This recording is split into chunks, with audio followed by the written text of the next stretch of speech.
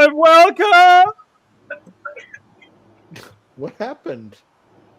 I ran out of steam there. Welcome to the Crafty Boys. We are here in Canada drinking beer and talking about stuff. Locke has arrived.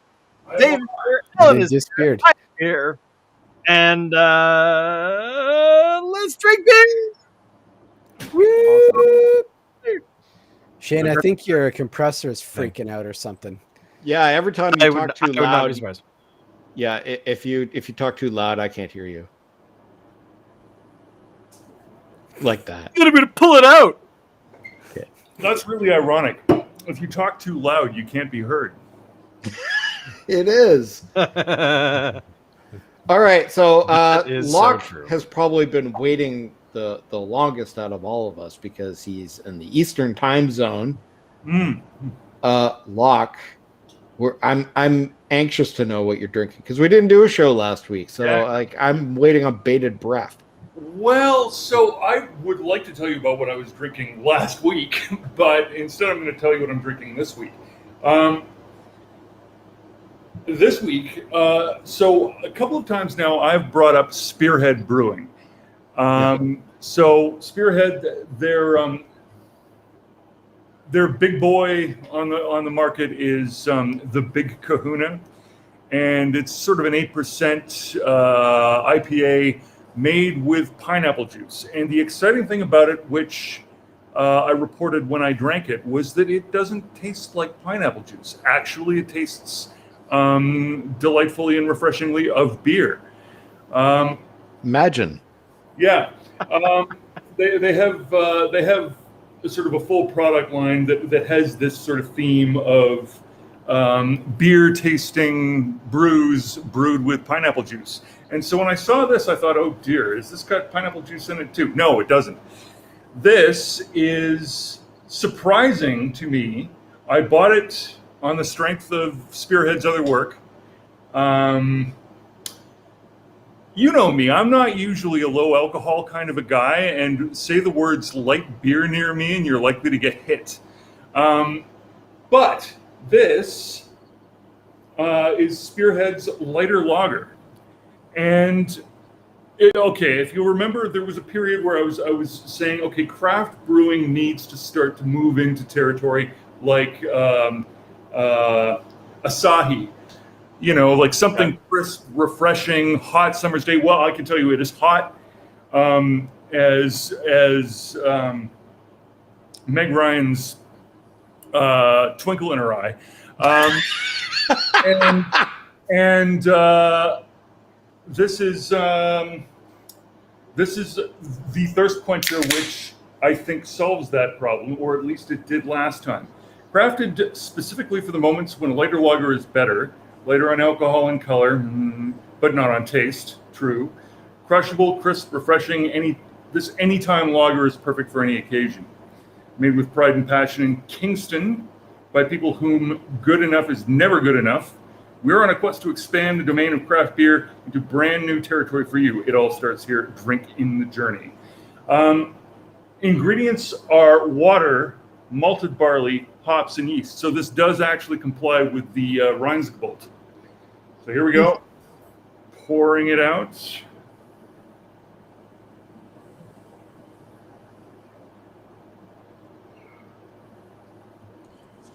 Oh, wait, I'm going the wrong way. So as you can see, it's got a, sort of a golden hue, plenty of head on it.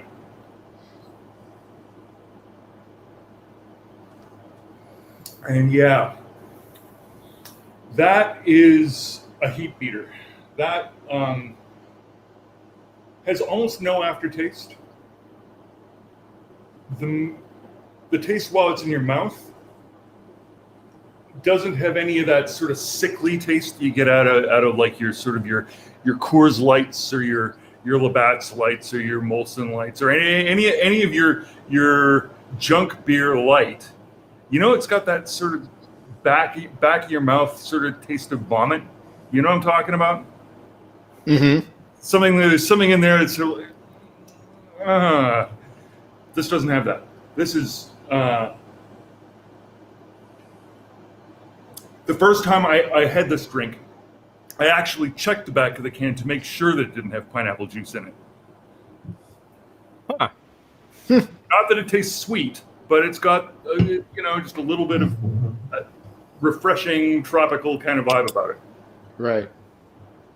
Excellent. Excellent. Dave? I'm gonna turn down AC. What are you drinking, Dave? Well, I managed to dig this up. What is that? Spinnakers Soda Co. Soda. Oh, Spinnakers Spinnakers makes getting into soda the now? game, yeah. Very cool. You know what? When Not did shocked. they start making soda? I have no idea. I found this down at Interactivity Games, actually. What a weird place to find a can of soda. I know, right? Well, you can get a little bit of booze at Interactivity if you can prove that you're allowed to have it. Where is Interactivity? Is that It's Yates Street. Yates Street? Yeah. I think it's next door to the Patch, isn't it? Right, you are. I'm not sure if you'll remember the Patch in that location there, Locke, because it's, I don't know if I do. It's been a while since I've gotten to travel. Locke. So how far? What would did you used to watch our shows when we would perform at Bisbee's Cafe on Yates Street? That sort of rings a bell. Okay, let's go back even further. There was a pool hall that was on Yates Street that was in, obviously an old building, and it fronted on Yates Street, but you could walk right through it to a back door that went out into the parking lot in behind where Standard Furniture was. And there was another little cafe that was in behind there called Zanzibar.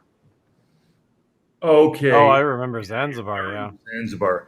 Yeah, all right. Okay, so that's where the Patch is. We're talking kind of lower Yates. Yeah, like Yates and Douglas-ish. Yeah.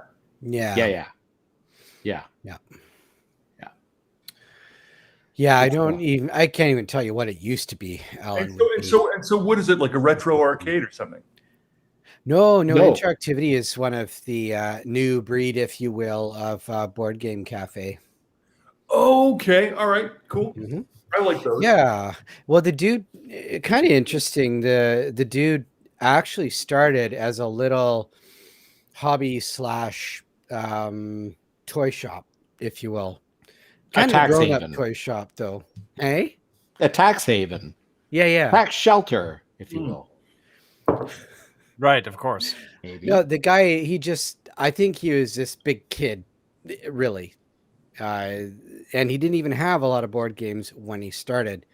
He'd have shit like, a few chess sets that were nice, right? Fancier pieces. And nicer boards, a bunch of puzzles. He had a schwack of puzzles. He even had those. You remember those slot racers? Did you guys ever have those? I still have mine. Oh, excellent. Well, he sold sets, yo-yos, wooden puzzles. Like the brain teaser type puzzle thingies. Oh yeah, all that kind of stuff. That was his thing back in the day. Down on 4th Street. He started on 4th Street. I totally know who you're talking about now. Yeah. Okay, sure. Jack was the guy's name. I can't remember I don't know his last name. Any rate, it is now completely morphed. It's nothing like it used to be. It is strictly a board game shop and a cafe. And it's awesome to see that they've managed to survive all this horseshit that we're dealing with right now. Yeah. Amazingly enough. And we were in Monday night, and dudes, like 95% of the tables were taken. I swear it was really busy. So that was cool to see. You went in there and breathed in the Delta variant very deeply. Well done. Are masks still a mandate thing where you are? As of today.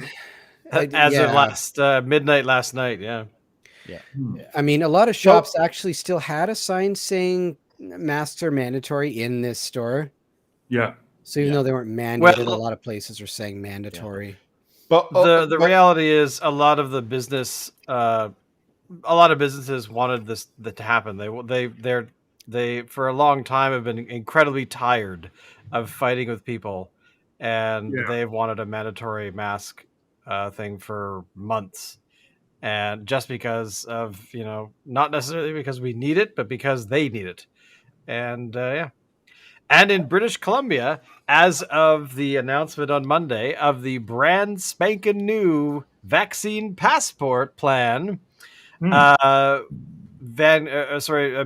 has seen a 180% registration increase in people wanting to get vaccinated, and then even higher, like 500% on Tuesday. So, I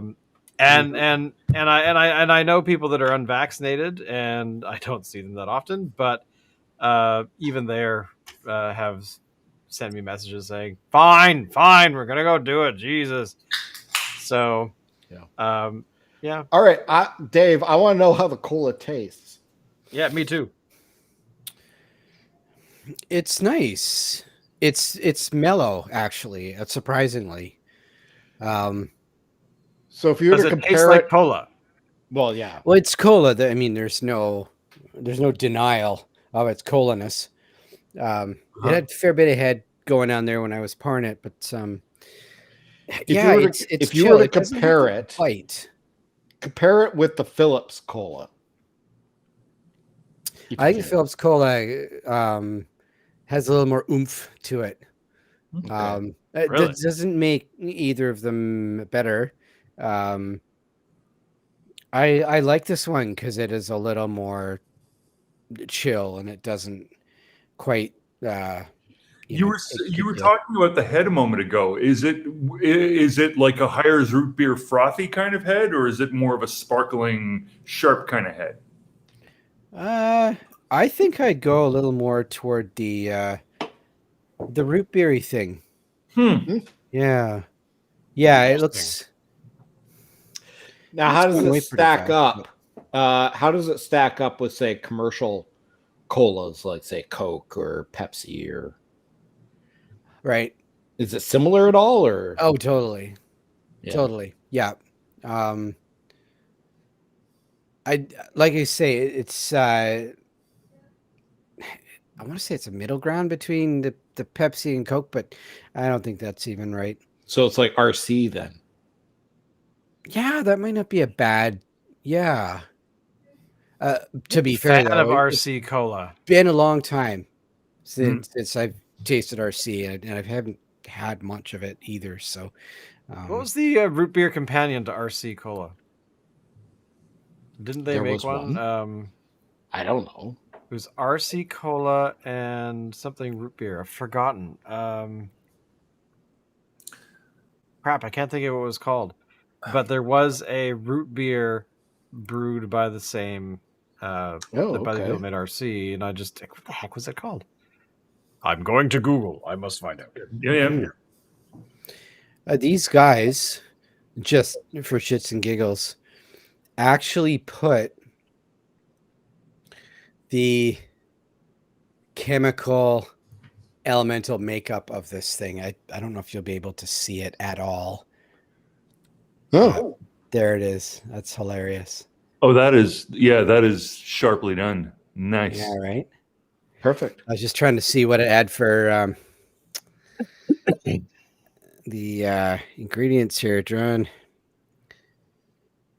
Okay, this is intriguing. Drawn from an aquifer 225 feet below the brew house at Spinnakers. This sparkling mineral water has been filtered and UV treated so as not to alter the essential constituents which give this local water its properties. Carbonation, added in stainless steel vessels in the brew house, adds to the acidity, resulting in a bright taste of Vancouver Island.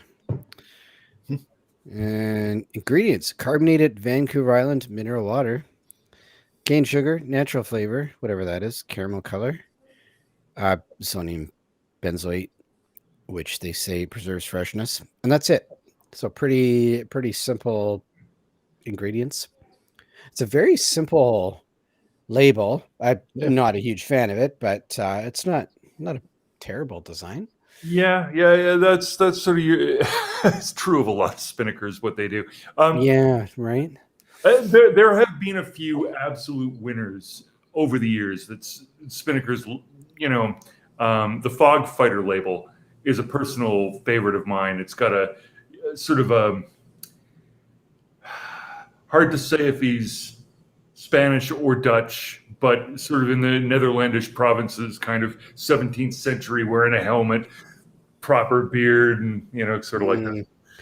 And to be fair, it could be either, depending on your stage of history you're talking about. Yep. But so let me tell you a little bit more about their aquifer, because I think this is geologically fascinating. So if anybody out there doesn't know where Spinnakers is, it is on a hill next to one of the most highly praised, relatively natural inlet ports in the world. For sailing vessels, it's thought very highly of because it's got land that goes all the way around, and it's relatively deep because the geology of the Pacific Northwest has the Rockies and everything. What's interesting about the aquifer is it's right next to the sea, but it's deeper than the sea, and deeper than the sea is fresh water, which is to say that the saline water doesn't trickle down. The saline water of the sea is more floaty, if anything. Whereas the deeper water, the mineral water that they're pulling, comes from further down into the rock. So are you saying that the seawater actually maintains its own layer above? I'm saying that the sea water is no water, does not affect the much deeper underground river that is that aquifer, which is freshwater. Yeah. Which, by the way, if you want to know anything about it, you can always Google Victoria, BC aquifer, and there's actually a very large document from 2004 talking about every single aquifer from the tip of the peninsula all the way down out to looks like almost Souk. Oh no, Port Redford. So, but how they want to protect them all. So, who knew? Fair enough. And now I will poison the whole thing. My evil plan is complete. I was waiting for this conversation. For 38 Everything is falling into place. So, hey, before we carry on, I had a thingy I wanted to mention because I thought you gents would appreciate this. Let's hear it. So this is a joke that I got through Donna. I don't know exactly where it came from, but 4 CEOs of beer companies are having a meeting and they decide to get a drink. The CEO of Budweiser orders a Bud Light. The CEO of Miller orders a Miller Light. The CEO of Coors orders a Coors Light. The CEO of Guinness orders a Coke. The 3 CEOs then ask him, why aren't you ordering a Guinness? And he says, if you guys aren't drinking beer, neither will I.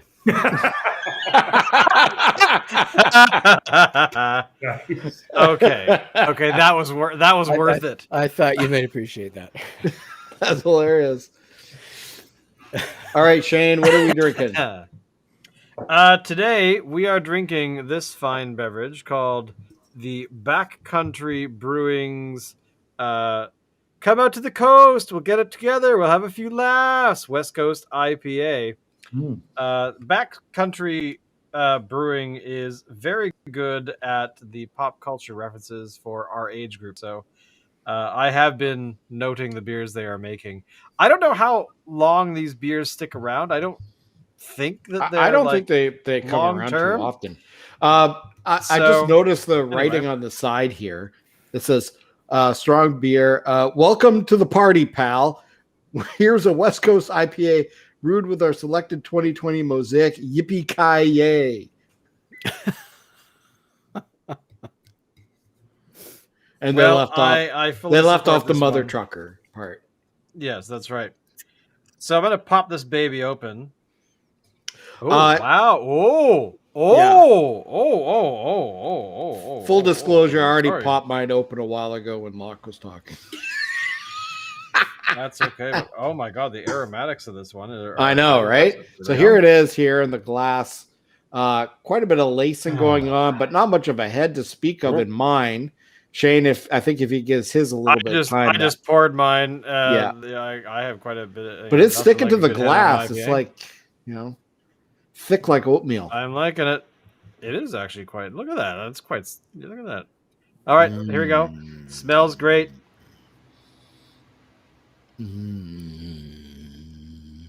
Good mouth feel. Oh, Incredible mouthfeel. A lot of flavor. It's very robust.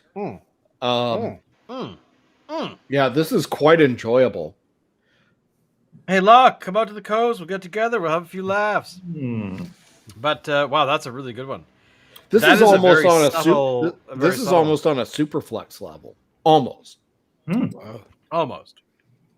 That's some serious praise. I am liking this beer. I did not know what to think about this one. I got it merely for the thing, the label. Come out to the coast. God. We'll get together, have a few laughs. Exactly, and that was it. So, which, by the way, is something I am doing a lot with their beers because I only get them for the label. But that's quite impressive. Cheers to Backcountry for making a beer that I'm enjoying. I would buy this again. So yeah. This is a repeat beer. Oh wow, I like that. If we can find it again. Well, I keep seeing it. I mean, I haven't been to the liquor store since you and I went, Alan, so I'm assuming that there's lots out there still.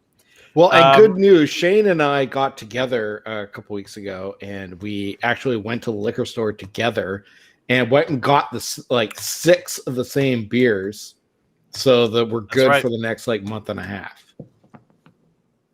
So our beer has already been pre-chosen. We know exactly what we're drinking.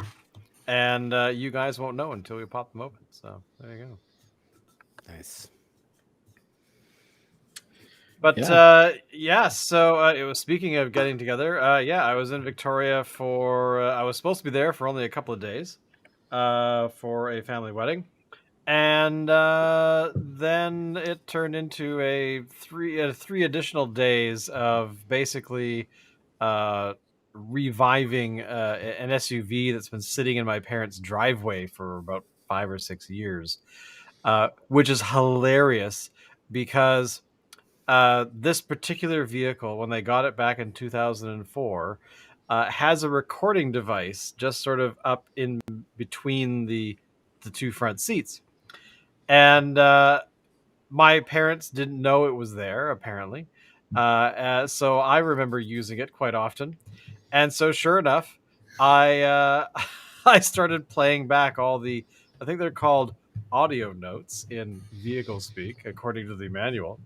And there are recordings from back in 2004, 5, 6 maybe, of myself and a couple of you fine gents. Oh, really? Screaming at the top of our lungs. Oh my god! So it's hilarious. So my plan is that because they obviously have not been erased or disappeared, so I think I'll take my phone out there over the next couple of weeks and I'll record them back, hopefully. And I mean, they're not amazing, but it is kind of cute that there's a few people talking and stuff like that. So there's nothing no epiphanies or anything. No, my no amazing insight or anything.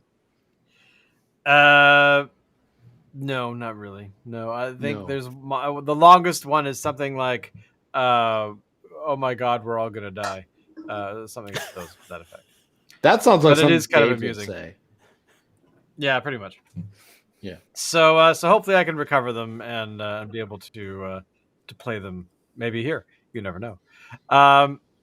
So I spent 3 days dealing with this car. I had new tires, insurance, and all these, all the crap you got to do with cars. So I have a car again, which is kind of weird, um, because this morning at 6:30 in the morning, I had to get up because the building in which I live, uh, the motor on the underground parking gate failed.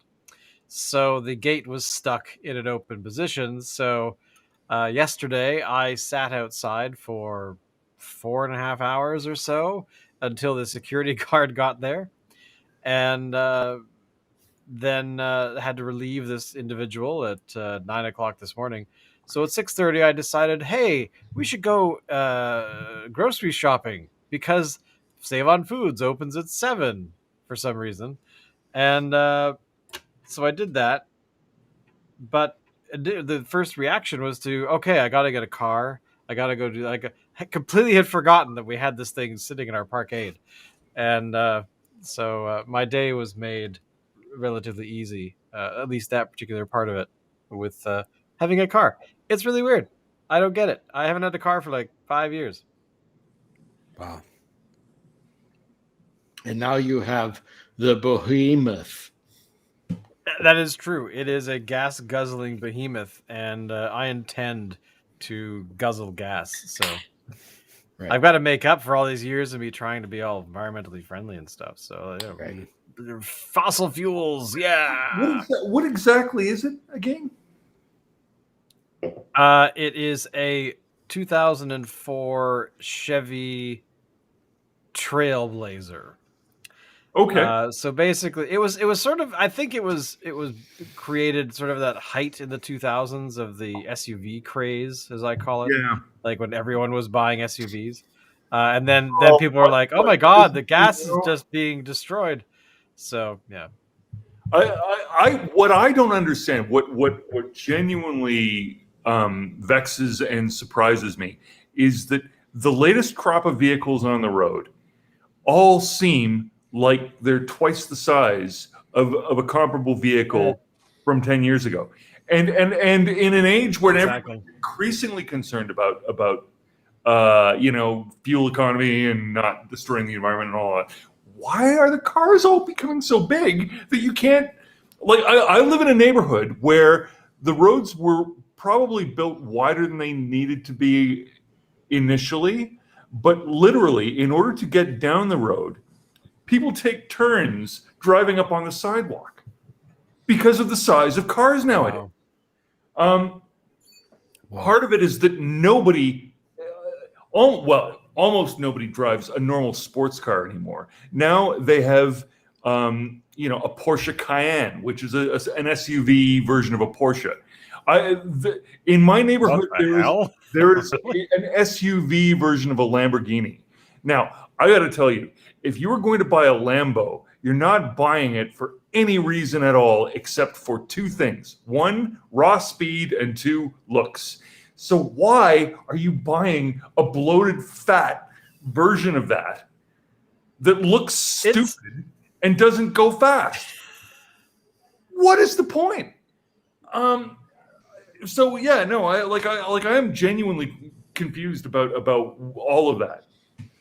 Well, it's funny you mentioned that because when we were driving this vehicle back from Victoria to here, we had to get on the ferry and all that kind of stuff and whatnot. And I was actually kind of concerned about the size of this vehicle. Like, would it fit into the underground was my first concern, which I realized was a ridiculous concern because it might be somewhat tall, but it's not that tall. And then would it fit in our parking space? Our parking space. So the driving back from the ferry, we were actually noticing all these other vehicles that are basically family cars that were way bigger than I would have expected. Like we were able to see like, a car from 10 years ago and a car from now. And yeah, they're at least 30-40% bigger. They're wider. They have like these large sort of body panels and that sort of jut out a bit and stuff. And it was a bit strange to me because Todd got a new car just last week. Yeah. And it's like a Subaru Forester or Subaru of some sort. And it's huge.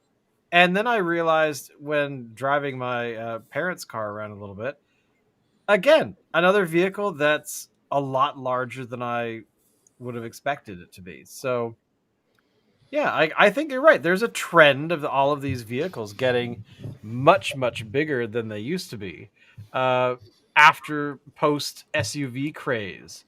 Like, when was the SUV craze? Like, this is 2004. When roughly? About that time. Well, it's sort So, of so yeah, it's sort of like there was an SUV craze where all of a sudden, people who have no specific reason to buy a truck are now buying an SUV because they and they make up whatever story it is, their personal narrative as to why they're doing this. Whether it's It was about the time when the Escalade came out. yeah. I mean, the thing that to me was most distressing about it is they managed to somehow it was sort of a little bit like station wagons were at their maximum height of nerd unpopular. You remember the Griswolds in the giant wood paneled the station. family truckster. Yeah, nobody wants one of those anymore, except they exactly want that thing, and so they're just coming up with ways of dressing it up so that it's that without being that, right? Speaking of which, wife and I were walking down Glanford Avenue one day recently, and in the parking lot at the Red Barn Market, where's this early '70s wood panel station wagon.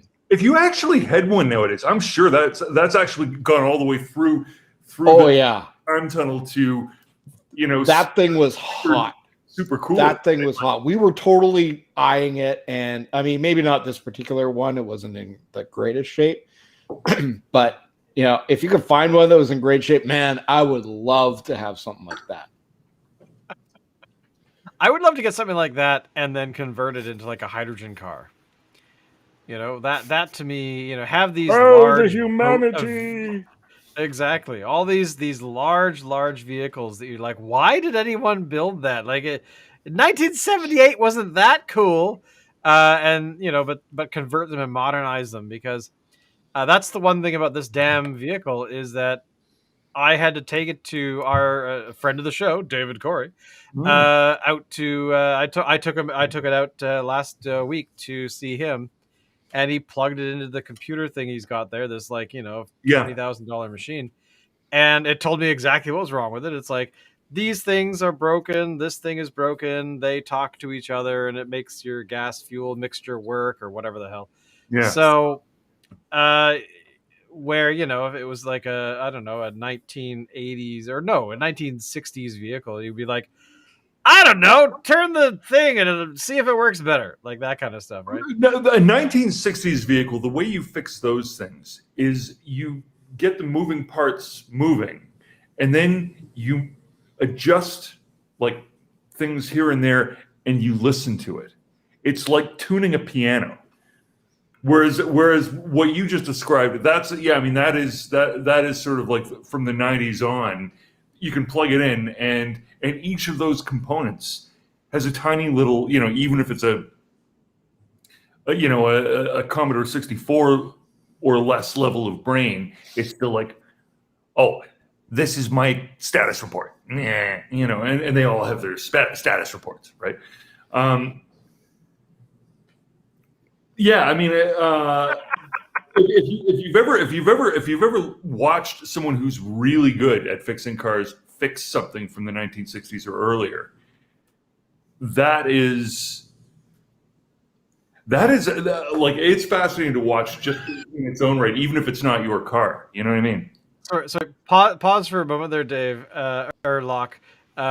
This just came over the chat. This is Harry Potter Jr. has been around. He's been to the show a few times. And he's like, you guys have 11 followers? This is front page stuff. And I'm like, we have more than 2? Like, to be honest, I have not looked in probably a year. When he says 11 followers, by followers, the 11 there represents 1 and another 1.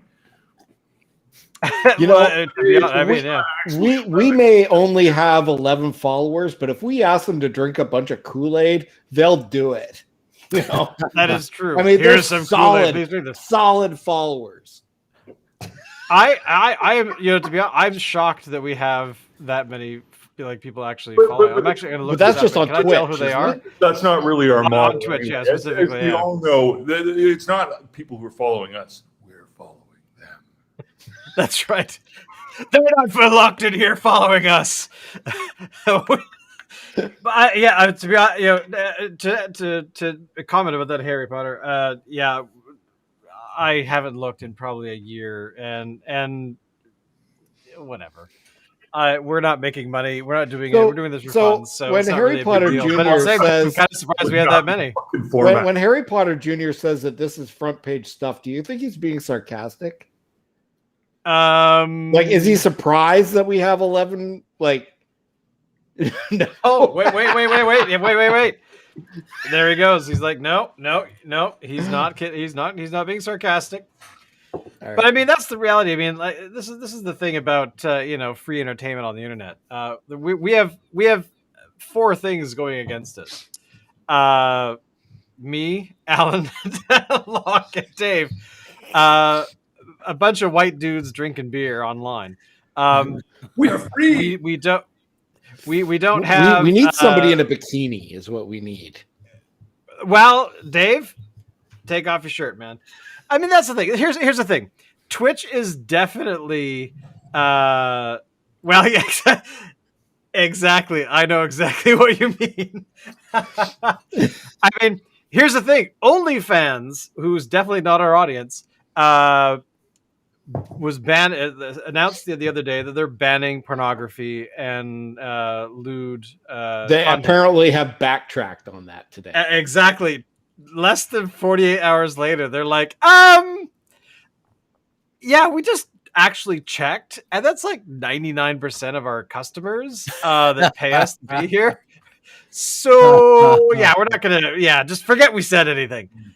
Which is hilarious because even when I heard that, I thought, sorry, you're what? Why? Like, I don't know anything about the finances or anything about that company, but from reputation, from news coverage, why would you not go there? Like, why would you cut off your entire, here are our legs and how we survive financially.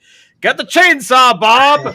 I mean, it's like they tried to pretend for 5 or 10 minutes that we don't know what's on our platform. We want to make stuff that's family friendly. I'm like, dudes, you're not YouTube. Leave that to YouTube. Let them fight the family friendly content war. You know what you are. You know what you do. And you have people on there that make you millions of dollars a year. So shut up and keep doing exactly what you're doing. Maybe we need to get on Patreon. Well, hey, if we want to, sure, why the hell not? Yeah, we might get do like that. a $1 a day, a year, or a month, or whatever it is. We could get Dave to strip down. We could do OnlyFans. Exactly. Dave and Locke just take it off, lose it all. Well, let's have a serious conversation about this. Patreon. Okay, Patreon's a platform for those who probably already know. If you're on Twitch, you'll know exactly what it is. But essentially, you request people to donate money to basically continue your show. The only costs we have to this show ultimately are, this particular streaming platform. This platform I found a really great deal on, and I paid one time to use it. Do we want additional features? Yeah, okay, maybe. But the baseline for these kinds of streaming platforms is like, $20 US, $40 US, probably 40 range is sort of what we would need. But for now, I'm like, I found this deal. I'm like, here is, I think I paid like $100 or something. And then I'm like, great, we'll use this for whatever I need to use it for and for the Crafty boys. So I would say right now, 50% of what I'm doing on this platform is this show. So, but yeah, I mean, there's all kinds of ways to do these things. But yeah, but that would be our only hard cost. Maybe Harry Potter Jr. can be our manager and sort of arrange all this stuff for us. Why not? By the way, Julian is not drinking beer tonight. He's apparently all about the Crown Royal. But that's okay. But yeah, so I mean, so Harry Potter Jr., there you go. A volunteer job for you there to like take our show to the next level. But I mean, what other things would we offer? Like as us four guys drinking beer and talking about whatever pops into our minds, what would we offer? Like, because with Patreon, you have to, generally speaking, there's things like, okay, for $1 or $5 or whatever, you pay us that per month, and you get these additional rewards. You pay us $7, you get another additional piece of reward. So there you go. What kinds of things would we offer, boys? Go to Give us $10 a month, and we'll let your puppy live. Oh no! I think that's a good one. Yeah. What about with every donation, we will accept your banking information for free.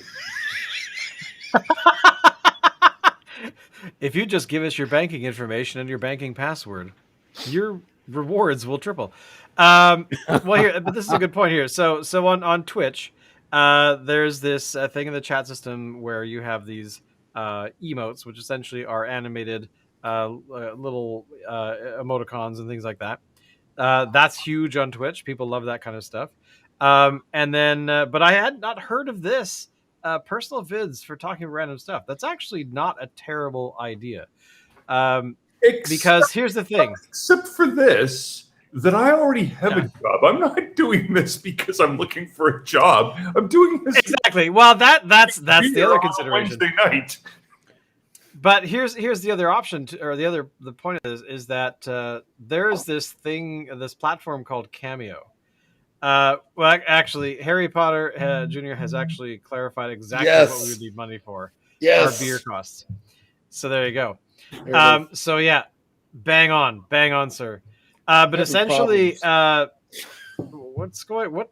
I'm trying to point to the comment, but it's not working. It's backwards. It's backwards. There. The other direction. Oh, there. Oh, okay. Yeah. More beer money. Down this way. But seriously, I mean, this is the thing. It's how these platforms kind of work. But there's a platform out there called Cameo, which is essentially celebrities are paid, I've seen this money to record personalized messages, which is totally fine and whatever. But I find that quite interesting and the only reason it's sort of at the top of my brain of late is that what's his face, Giuliani in the States there. Actually has one now. So for like $300 US, probably to pay his legal fees to fight the $1.5 billion he's getting sued for, he'll record you a personalized message. So there you go. Locke, Dave, when he's back, you could all record like personalized messages. And another thing that Harry Potter is bringing up here. Doing this? Yes, I kid you not. Oh my God! Discuss amongst yourselves, and I will find it for you. Okay. That is surely the sign of a career that has gone off the rails. It is. Don't call me Shirley.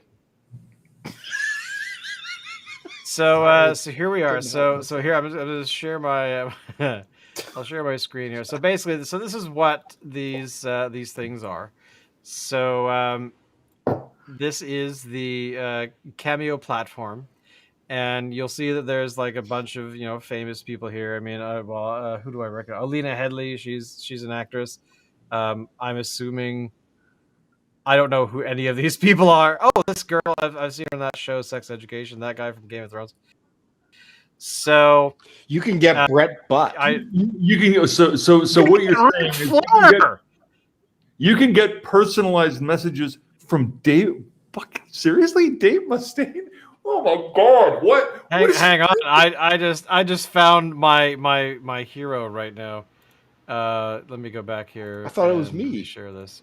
See, okay, and all along I thought that this was just doctors that did this. Like you tell a doctor, "Oh, tell them this," and the doctor says whatever you say that Oh, I need a doctor's note to get away with this. Oh, okay. So, doctor, write this, and the doctor will write it. And like, do it.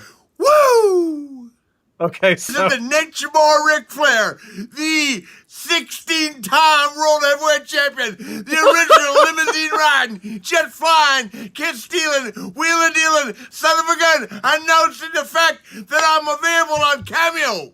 Call out the Nature Boy. I will shout out happy birthdays. I will tell you if you're the man or you're not the man. I will light your life. Remember, the founder of swag. Bling before bling was bling. Ric Flair drip. Available at Cameo now. Call me. Let's do it. Woo!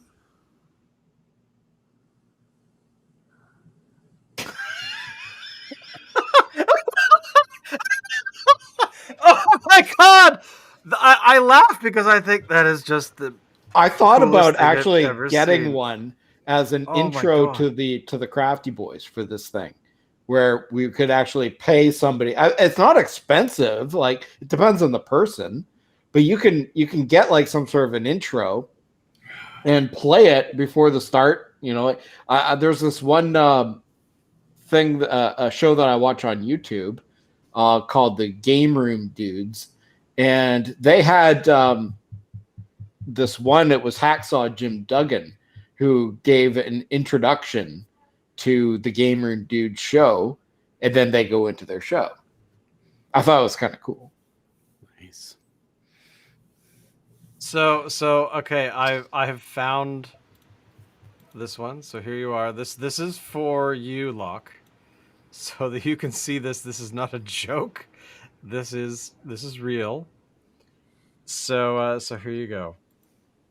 Want to discuss, or a story you'd like to hear or share with me, or a greeting that I can bring to someone that would bring happiness to their day, I would be delighted to do it. It can be arranged and we can talk through the magic of Cameo. Thank you. So there you go. I mean, this platform has been around for a little while. I mean, it's not new by any stretch, but yeah, I had no idea Ric Flair was on it. That's I have kind seen of awesome. similar pitches from porn actresses that I would contemplate before I would contemplate what he. Why would I want to see him? Sadly, I have a funny feeling that Veronica Hart has too much class to be pulling that gag. I just pointed out that Harry Potter's also pointed out that if we also had this stuff on YouTube, we do actually right now we are simultaneously streaming on YouTube, Facebook, Twitch, and what remains of Twitter's live stream platform, which I think is changing at some point to Twitter Live or something.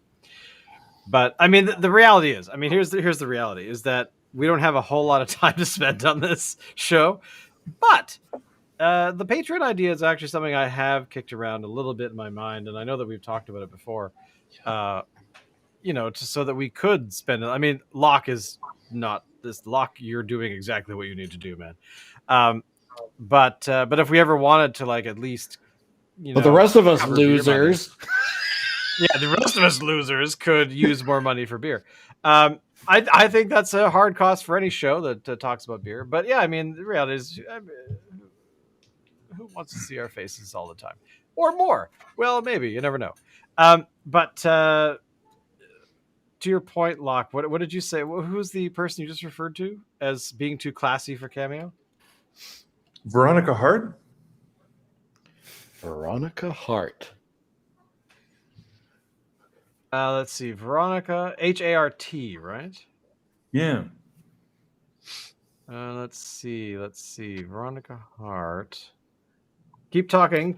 What I'm saying is she's already done HBO. So why would she backtrack to that?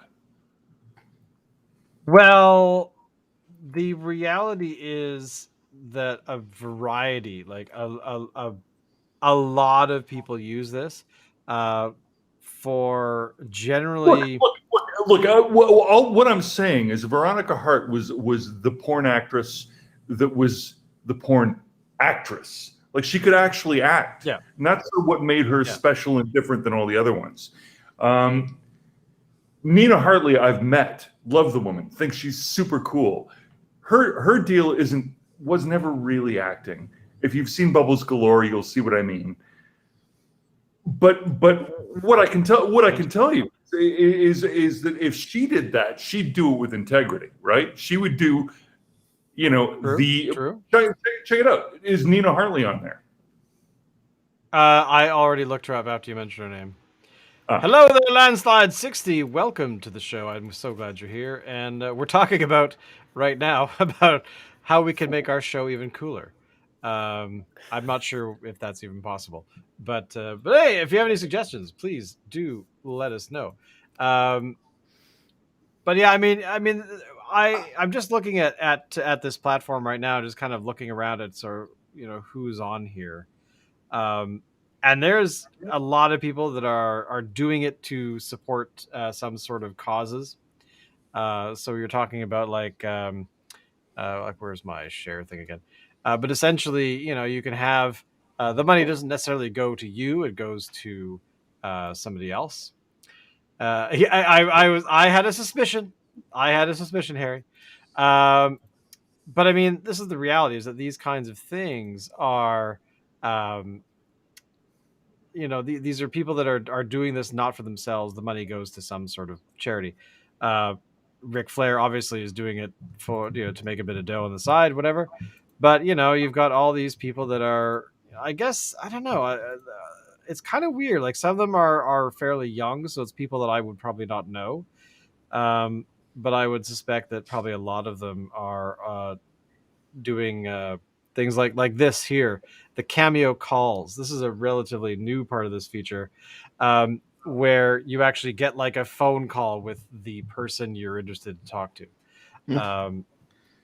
So there's writers and actors and athletes and all kinds of people on here. Oh my! And it ranges Just from James like Marsters there, by the way. Sorry. Yeah, no, I did James see him there, Marsters. James. Yeah.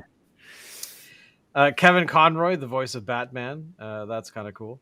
But yeah, I mean, it's just another way of accessing Bret Hart. the whole thing. Bret Hart's on there. I did notice that too. And there's a deal on Bret Hart. I don't know what the deal is. From 150 down to what's Bret Hart's deal anyway? He's a former wrestler. Yeah. What do you mean? What's his deal?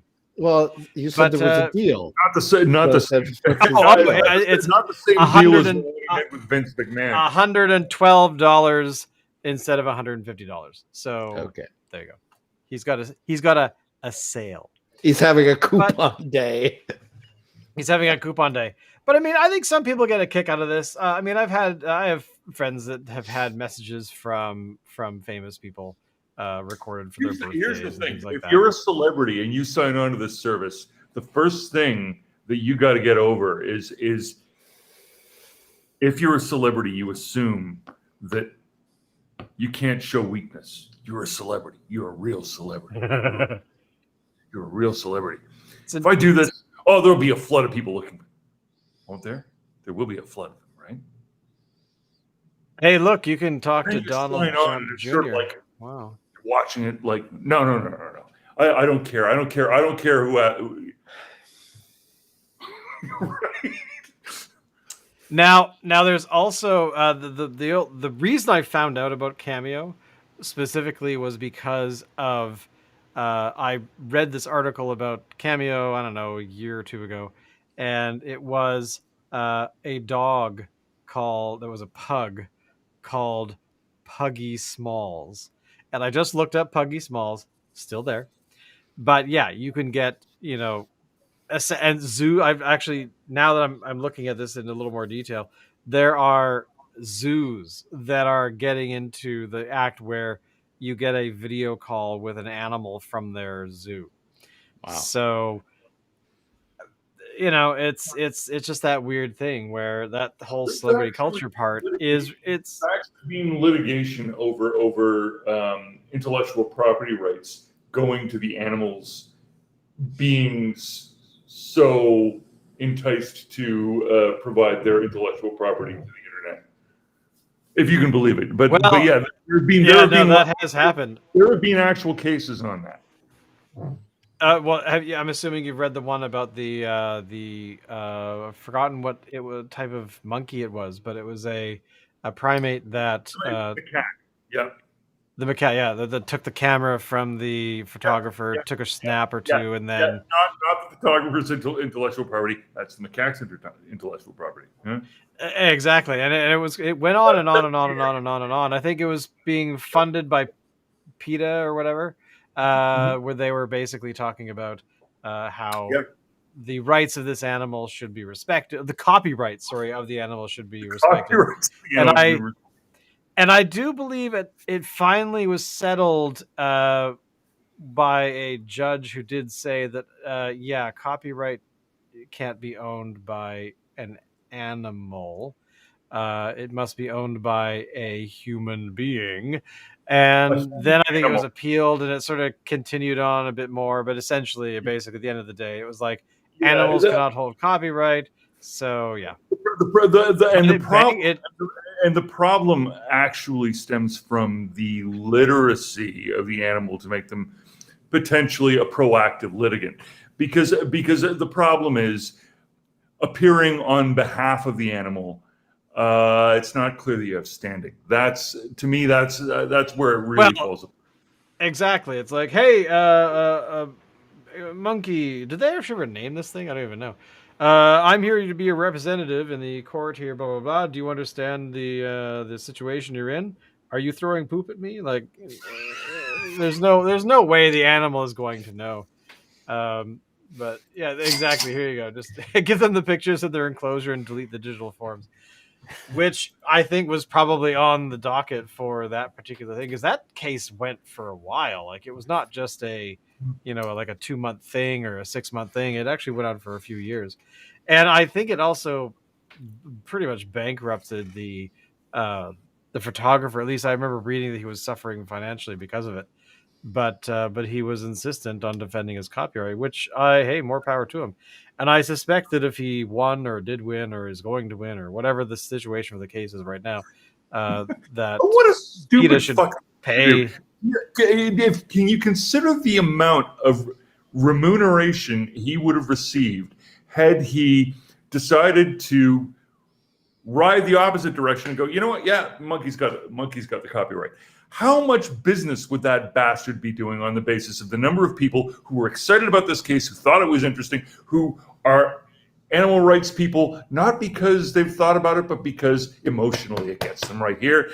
How many of those people would be feeding his bank account right now, and instead he decided, oh, no, well, I got to defend my intellectual property rights. Well, no fucker on the planet Earth can defend their intellectual property rights against the internet. Everybody knows that, but no, I'm gonna make a stand because it's a matter of principle.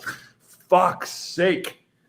Oh, that's true. I wonder idiot. if at some point he had actually changed his thinking, or did he actually consider that as somehow escaped him that maybe there are more animal lovers than there are copyright protectionists out there. I'm gonna look this guy. I'm gonna look up his name.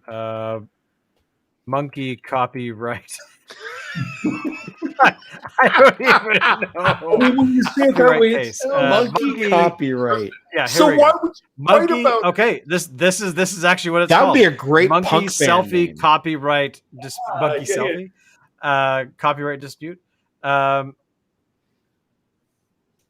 this photograph was taken in 2010, it looks like, and the case was settled in 2018. So this is like 8 years of litigation being supported by PETA. And I gotta say, to me, that's like a waste of their funding. Everything they do is a waste of their funding.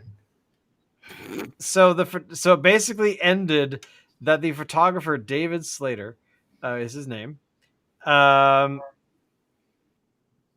Agreed that both PETA and the photographer agreed that a settlement in which Slater would donate a portion of future revenues on the photographs to wildlife organizations However, the Court of Appeals declined to dismiss the appeal and declined to vacate the lower court's judgment, which stated that animals can't hold copyright. And animals cannot legally hold copyrights, and expressed concern that PETA's motivations had been to promote their own self-interest rather than protect the legal rights of animals, and I which is think the judge obvious. is correct on that, except there was some nuance there, and I think that what we're talking about is non-human animals, because if human beings weren't animals, then we wouldn't breed. Yeah, imagine if this was like an insect, had taken this photograph rather than a monkey. But here, intellectual rights of the internet, get out of fantasy land. Yeah, exactly. I mean, that's you. Well, yeah, once you're here, you're screwed.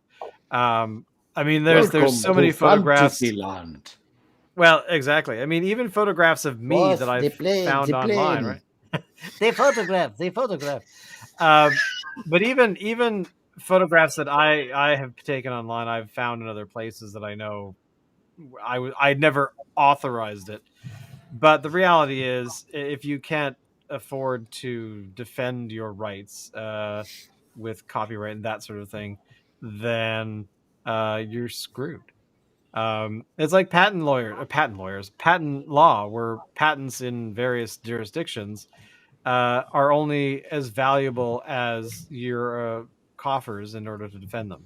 So if somebody violates your patent and you find out about it, let's be clear, even then, only for about 20 years. Well, exactly. There's the 20-year time limit. Yeah. And this is what I mean. Like it's just the fact that if you don't ever defend the rights, then their arguments can be built against. Well, you didn't defend it for these 500 other people.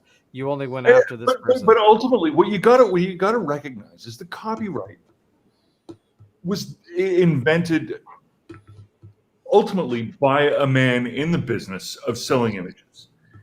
Why? Because people were ripping them off. Well, I'm talking about William Hogarth back in, I think this is 1720. If it's not 1720, it's within a decade, one side or the other. But what it was. Good night, Harry. Good night. Thanks for coming. Sorry, Harry's going off. What you were saying? Yeah, what copyright is really about. The reason it was introduced was because you had somebody back when making prints meant doing the artwork and then carving the panels so that you could make the prints in order to copy them. And then when some hack comes along and does an inferior job of your artwork and smacks something together and then pretends it's yours and sells it to the public, that's damaging to your reputation as well as your bottom line. So you can see why the court would have looked at that and said, okay, yeah, money damages. But we're talking about money damages. The point is, this is a business. This isn't, and the whole thing I think got confused when in Canada, along with a number of other common law jurisdictions, started referring to these rights as moral rights. And I think people got lost in the idea that, well, this is really about right and wrong. No, it's not about right and wrong. It's about who gets paid.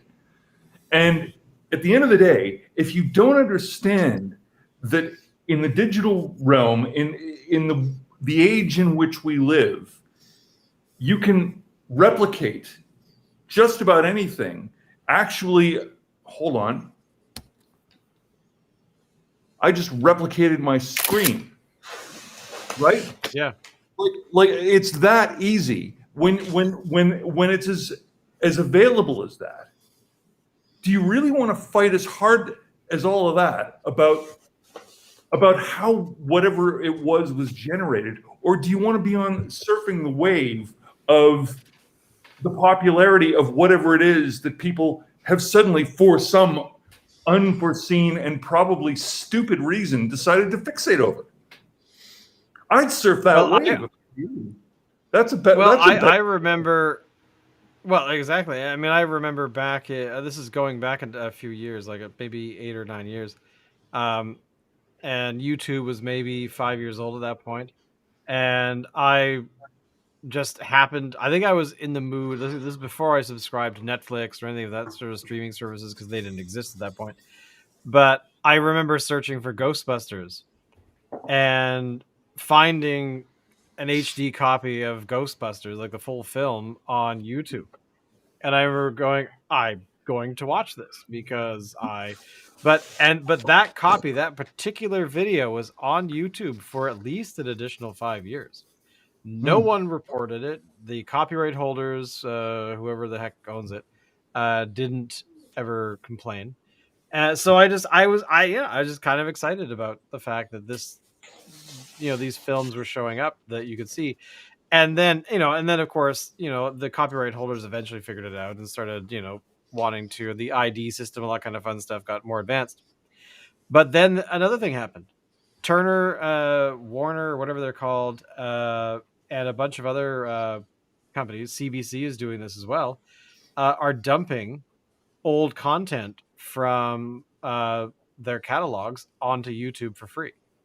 So if you want to watch movies from, I think it's between like the 30s to the 50s, you could go and watch these old films on YouTube with, just look for their channel and away you go.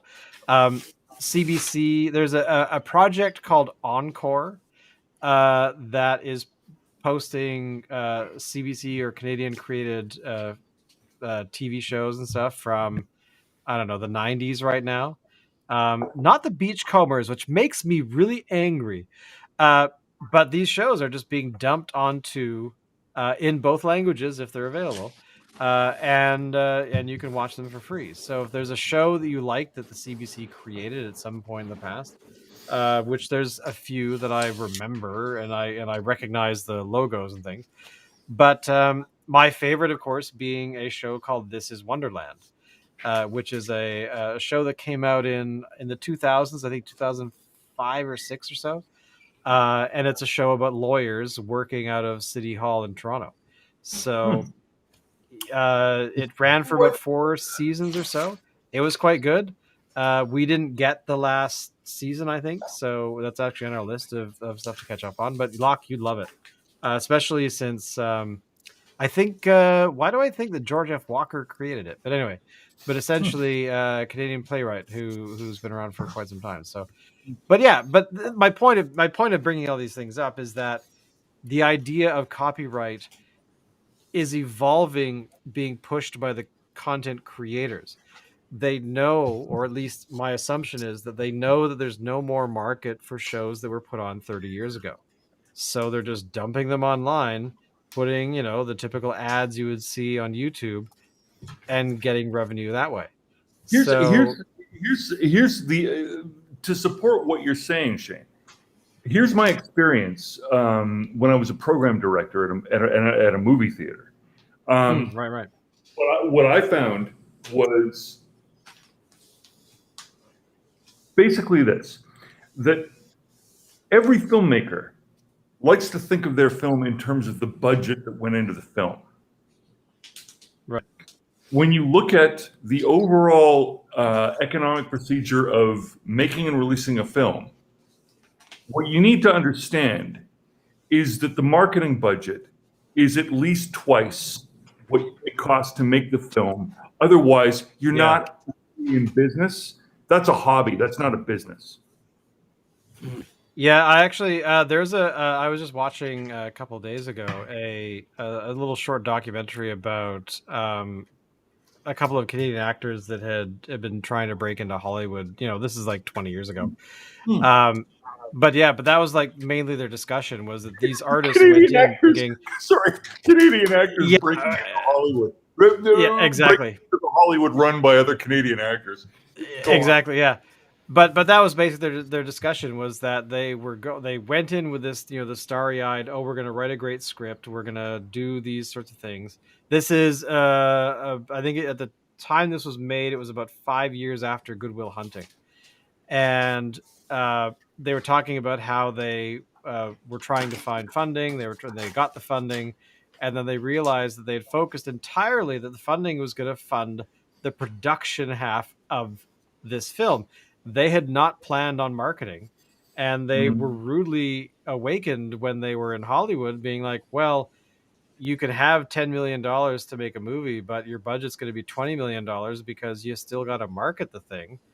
And that's way more expensive than the actual production. You could shoot a film like, well, what was that one that came out in like 2000 or 1999, the Blair Witch Project. Like the Blair Witch Project was made on a very slim budget, basically by, student filmmakers. And but it's very rare that films like that turn around. Yeah, and that was taking advantage of a moment in time that no longer exists. That was when the internet first became a viable way to market something. Exactly that, and then like 6 to 10 months later, 9/11 happened, and that really pushed the envelope for what the internet could do. Mainly because specifically CNN's website could not handle the traffic that it got on that day, and that's when people realized that we really have to throw a lot more servers into this sort of infrastructure, and the technology to do stuff then for all that kind of stuff that they needed didn't exist, and it was being invented on the fly. Anyway, that's just a very nerdy thing of my brain, but yeah, I mean, there's all these realities that people run into that they don't quite expect to encounter. Actually, even I was watching a little while ago a thing with what's his face, Jason Bourne. What's the actor's name? He was in Good Will Hunting. Matt Damon. Matt Damon. Matt Damon. He was talking. I am Matt Damon. I'm surprised I remember that film. I've only seen it once. But anyway, basically, yeah, he was talking about some films that he was trying to get made for eons. And he was able to get budgets for a couple of the projects, but they would only pay for the production. There was no money for marketing because they were too afraid that certain content or whatever was not going to be saleable, regardless of the main actor. They had famous people sign up for these things, but their budgets were like, yeah, well, I don't know. You're not going to get money for marketing on this project. So, it's unfortunate these kinds of things happen. But again, what is the future of film? I really don't know. I think that we're going to see, especially after COVID, COVID has really pointed out a lot of what these kinds of, what kind of changes we might see.